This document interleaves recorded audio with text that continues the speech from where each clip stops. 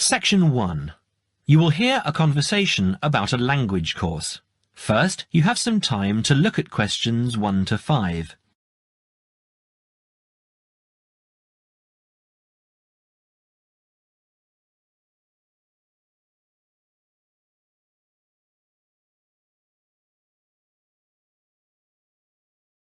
You will see that there is an example that has been done for you. On this occasion only, the conversation relating to this will be played first. Good morning, Borgheimer Language Courses. How may I help you? Oh yes, I contacted you some time ago about following a German course in Germany, and you advised me to take your placement test before we go any further. Well, I've done that now, so I'd like to go ahead with booking the course for this summer, if that's possible. Certainly, sir. You said you took the placement test. What was the result? I was placed at the O3 level. O3. Right. That's lower intermediate. Fine, Mr. The answer is level 3 or lower intermediate, so the course level has been filled in for you. Now we shall begin. You should answer the questions as you listen, because you will not hear the recording a second time. Listen carefully and answer questions 1 to 5. Petterson. John Petterson. Could you spell that for me, please, Mr. Petterson? P-E-T-T-E-R-S-S-O-N. That's a double T and a double S. Am I right? That's right. Now, could I ask you where the course takes place? Well, we offer courses in Hamburg and Berlin. For your level, there's never a problem. There are always plenty of people for the intermediate classes. Oh dear. Does that mean that there might be a lot of students in my class? I wouldn't be very happy about that. No, don't worry, Mr. Petterson. The maximum class size is 12, but I've never known there to be more than 9 or 10 in a class. It could even be 5 or 6. Good. Actually, I'd prefer to study in Berlin. And how long is the course? 3 weeks, 5 hours a day. 2 hours only on Saturday. Sundays free. I see. And what about accommodation? There you have a choice, Mr. Petterson. You can either stay with a German family who are used to having such guests, or you can stay on the university campus, or we can book you into a nearby bed and breakfast. Is there a big difference in price? Not really. Staying with the family works out the cheapest, and the bed and breakfast is a bit more money. Staying on the university campus comes somewhere between the two price-wise, but Berlin is not too expensive anyway. Which do you recommend? Well, if you want to practice your German and be part of a German family, I would recommend staying with a family. Our families are all hand-picked, and we've never had any sort of complaint. Yes, I'll probably do that then. What are the dates of the course? The first summer course starts on the 1st of June in Hamburg and a week later in Berlin, which is what would concern you as you have chosen the Berlin course. That's the 8th of June. The next course would begin on the 2nd of July and then... The 2nd of July course would be perfect for me. Can you put me down for it now? Certainly, Mr. Petterson. Can I have your address, please? 26 Mayfield Drive, Orpington, Kent. I'm afraid I can't remember the postal code. Don't worry, Mr. Petterson. I'll check on it. Before you hear the rest of the conversation, you have some time to look at questions 6 to 10.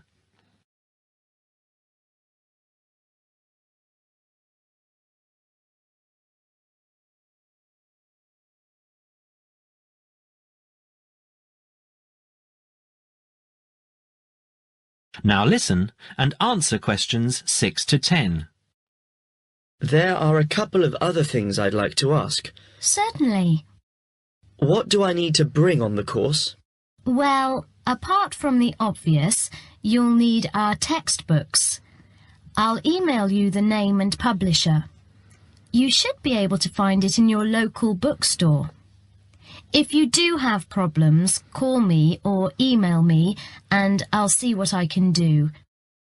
We provide the computers, computer disks, translation exercises and all that sort of thing, but you will need a good dictionary. We recommend Langenscheidt, which is more than adequate for your level. You don't have to go and spend a lot of money on an expensive dictionary. Not yet, anyway. Maybe you will when your German reaches a very high standard. That would be very nice. Now, finally, what about the cost of the course?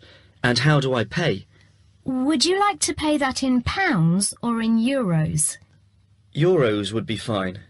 In that case, it's 550 euros. You can pay by credit card if you like. Oh dear, I'm afraid I haven't got a credit card. How else can I pay? That's not a problem, Mr. Peterson. You can pay by bank transfer. Fine. By the way, I forgot to mention I am a full-time student. Have you got a student card? Oh, yes. Then that does make a difference, you'll be pleased to hear. You are entitled to 35% off the full price. And if you can persuade a few people to join you, it would work out even cheaper. How do you mean exactly? Well, for every 5 people you find, 1 goes free. In other words, if there are 6 of you, you get 1 free course. Of course, in reality, you would divide up the savings amongst you, presumably. Right. Well, I'll see what I can do. Thank you. Not at all, Mr. Peterson, and I'm sure you'll enjoy the course. There are, of course, sightseeing possibilities. Would you like me to send you our brochure describing them? Yes, thank you. I'd appreciate that. Anyway, thanks for your help. If I want to call back, who do I ask for? Susanna. I'm here most of the time. That is the end of section 1.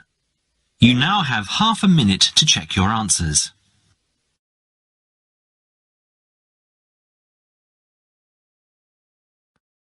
Section 2. You will now hear a radio talk on agricultural regulations. First, you have some time to look at questions 11 to 15.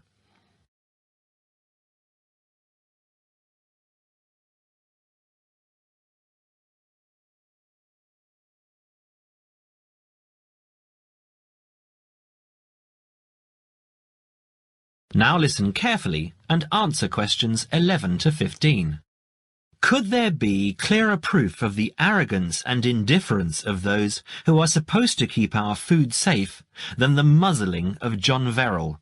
Agriculture is a business, true, and businesses have to make money. But this shows how ministers and officials put the profits of the agriculture business before the well-being of the British people. Mr. Verrill, a pharmaceutical chemist, was appointed to represent consumers on one of the many committees that advise the government on food safety. When he tried to do his job, though, and wanted to warn ministers of a danger to children's health, he was refused permission to do so. The danger comes from hormones given to cattle in the USA and some other countries to make them grow faster. They speed up the animal's development to maturity, thus making meat production more profitable. There have, however, long been fears that the hormones have horrendous effects on the people who eat them, causing diseases as serious as cancer. Once these hormones were used on British cattle too, but over 20 years ago they were banned in Europe for being too dangerous. Indeed, so concerned is the European Union that it banned imports of hormone-fed beef years ago, much to the fury of the US government, which wants to sell it all over the world. Several years ago, the USA and Canada asked the World Trade Organization to declare the ban illegal and to punish Europe for failing to lift it. The WTO, with its long record of refusing to let environmental or safety concerns interfere with trade, agreed imposing fines of more than $120 million a year on the EU for its refusal to back down. The British government now backs the Americans, claiming that there is no proof that hormone-fed beef does any harm. This is where Mr. Verrill comes in. He is very angry with the government, especially as their claim comes out just after a Danish study shows that growth hormones are 200 times more dangerous than was previously thought. Worried by these findings, Mr. Verrill spoke to government representatives, who did nothing. Before you hear the rest of the talk, you have some time to look at questions 16 to 20.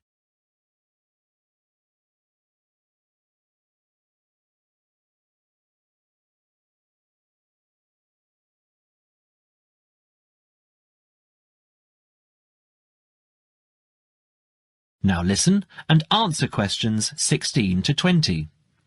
Not only that, but they have not been testing beef which is imported, which, by law, they are required to do. This directly affects the British public, as about 40% of the beef British people eat comes from abroad, supposedly from countries like Brazil, which does not allow the use of growth hormones. Brazilian beef is stocked by some British supermarkets and widely used in catering. Yet, when a Brazilian farm was recently visited by EU inspectors, a large stockpile of this banned substance was found. This is not the first food scandal we have had in our country. Take the present concern over a well-known chocolate company. Several months ago, the company found out that its sweets were contaminated with a rare form of salmonella, but they did nothing about it, leaving their sweets in the shops to be bought by the unsuspecting public. It was not until 5 months later, when several children had suffered food poisoning, that the chocolate bars were removed from the shelves.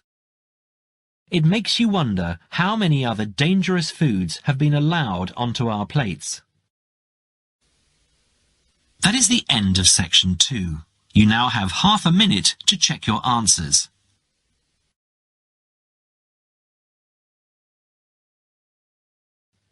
Now turn to section 3. Section 3. You will hear a conversation between a tutor and 2 students, Amanda and Jake. First, you have some time to look at questions 21 to 25.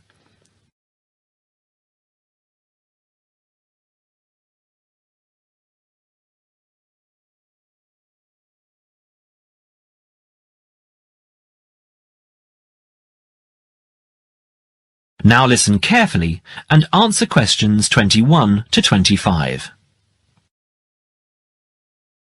So, Jake and Amanda, how did the project go? Very well, I think, Dr. Hinton. I certainly learned a lot and enjoyed myself at the same time. Me too. So, remind me, what was your project about? Basically, what makes successful people? Let's call them top achievers successful. Yes.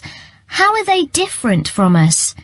What do they do that other less successful people don't do? Interesting. And did you come to any conclusions? Quite a few, actually. Good. Share some with me then. Well, I'd always thought that a top achiever would be the sort of person who would bring work home every night and slave over it. But it appears not. Those types tend to peak early and then go into decline. They become addicted to work itself, with much less concern for results. We found that high achievers were certainly ready to work hard, but within strict limits. They knew how to relax, could leave their work at the office, prize close friends and family life, and spent a healthy amount of time with their children and friends. There's a lesson for us all there. Anyway, go on. It's also very important to choose a career which you enjoy, not just one that pays well or which assures you of a pension many years down the line. Surely that's important though, Amanda. Yes, I agree, but being happy in your work is far more important than anything else. Top achievers spend over 2/3 of their working hours on doing work they truly prefer and only 1/3 on disliked chores. They want internal satisfaction, not just external rewards such as pay rises and promotions. Before you hear the rest of the conversation, you have some time to look at questions 26 to 30.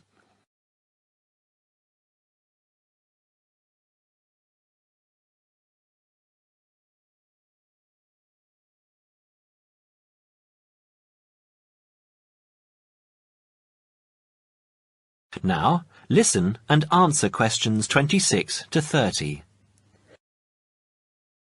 Actually, in the end, they often have both, because they enjoy what they are doing, so their work is better and their rewards higher. Yes, Jake, that certainly makes sense. Now, can I ask you something? Do high achievers, as you call them, take many risks? Yes and no.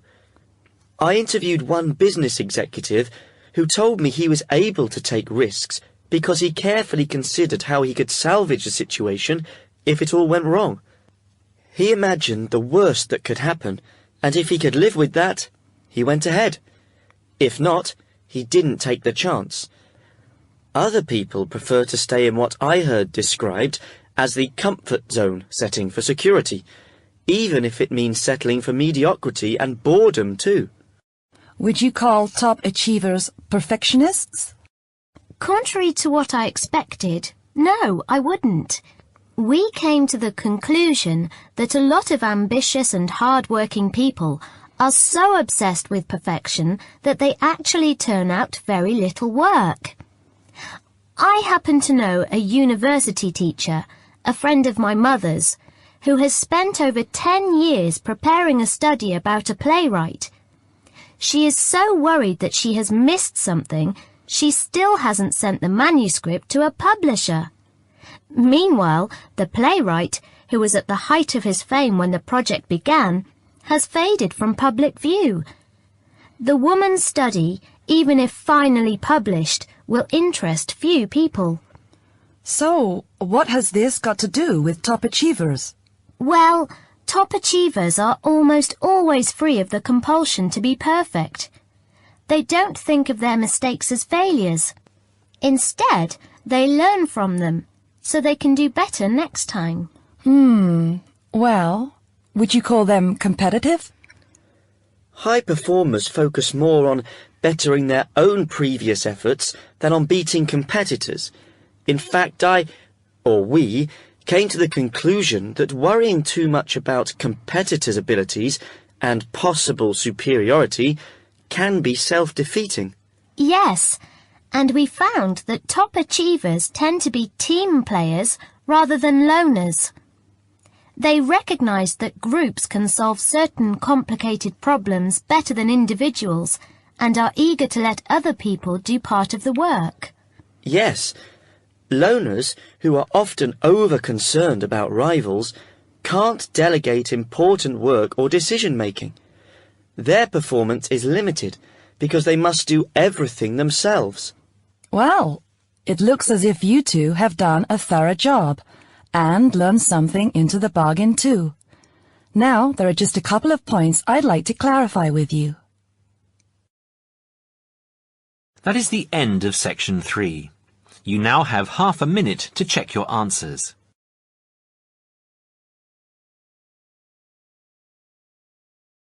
Now turn to section 4. Section 4. You will hear a talk on seasonal affective disorder. First, you have some time to look at questions 31 to 40.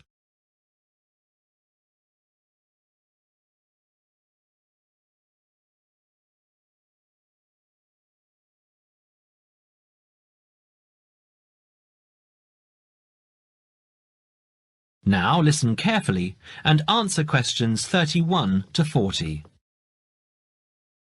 In the past few years, a new condition has been identified and given a name, SAD, short for Seasonal Affective Disorder. This is now recognized as a distinct kind of clinical depression. where people become depressed at the onset of winter, accompanied by a craving for sweet things, causing weight gain. Each spring and summer would then bring on almost maniacal highs and feelings of boundless energy and happiness. Experiments to combat this depression showed that increased exposure to bright light in humans could suppress their production of a darkness-related hormone called melatonin. The light needed to induce this change was about 2,000 lux, or about 4 times brighter than ordinary household lighting. It was then calculated that if bright light could suppress melatonin secretion, then it might have other effects on the brain, including the reversal of symptoms of depression. While melatonin's precise role in SAD has not been pinned down, the theory led to effective treatment.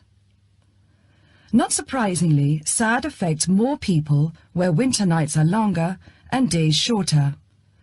In the UK, an estimated 500,000 adults develop full-blown SAD in winter, and twice this number suffer the milder condition called subsyndromal SAD. About 80% of sufferers improve when given light therapy, and improvement usually comes within 2 to 4 days. Scientists are still unsure why winter depression happens, but more than a decade of research has turned up some surprising findings. Nearly 80% of SAD victims are women. Researchers are uncertain why this is so. SAD can affect people at any age, but typically it begins around the age of 20 and becomes less common between 40 and 50. SAD is comparatively rare in children and adolescents, but so far researchers have been unable to come up with a logical reason for this. As many as half of SAD sufferers have at least one family member with depressive illness, suggesting that the depression has a genetic component. Some patients experience shifts in their body clocks when they're depressed in winter. They are morning people at one time of the year and become evening people at another. What is the underlying difference between SAD sufferers and others? A clue can be found in carbohydrate craving, a common symptom. People often become obsessed with chocolate, for example. Carbohydrates alter brain chemistry by increasing the level of a soothing chemical called serotonin, a neurotransmitter that carries signals between brain cells. SAD sufferers crave carbohydrates because they may need serotonin to lift their mood. This craving can be intense, in fact, an addiction. It may be that the serotonin system of the brain has problems regulating itself during the winter. Some SAD sufferers respond well to the drug Prozac, thought to influence the brain's serotonin-using system. Other brain chemicals and hormones probably play a role in winter depression. Another neurotransmitter, dopamine, for example, may be inadequate in certain cases. Researchers hope to uncover clues to SAD's secret by probing similarities between SAD and hibernation. Though no valid link between the two has been established, some SAD patients say they feel like hibernating animals. SAD sufferers tend to put on fat in autumn and early winter, roughly the time when such hibernators as bears and squirrels do. That is the end of section 4. You now have half a minute to check your answers.